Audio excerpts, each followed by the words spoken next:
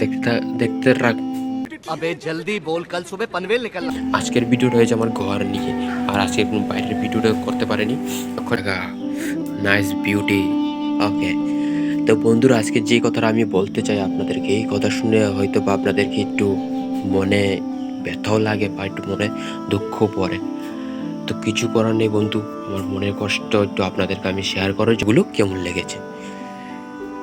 Just একটা 2018, 18, 19, 20, 21, 22, 23, 24, 25, আজকে কত বছর হয়ে গেল বন্ধু, কিচ্ছু একটা করতে পারলাম না। জাস্ট একটাই কারণে, আমার ফ্যামিলি কারণ ডাউন।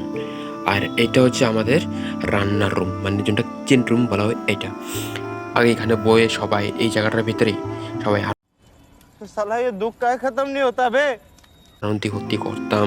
বাট এখানে সবাই মিলে রান্নাবাড়ি দেখতে পাচ্ছি, এখানে চুলা রয়েছে, আমরা এখানে সবাই সময় সব ফ্যামিলি মিলে আমরা এখানে রান্নাবাড়ি করে খাতাম।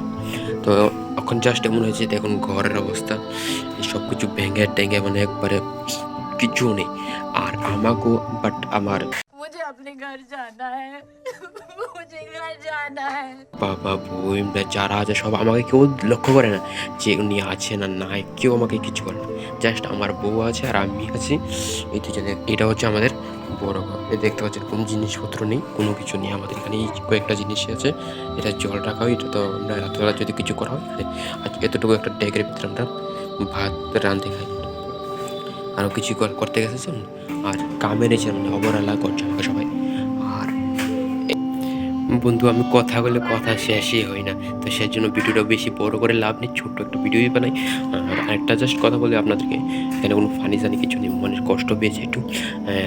তো আজকে ভিডিও এতটুকুই, নেক্সট পার্টে আবার দেখা হবে।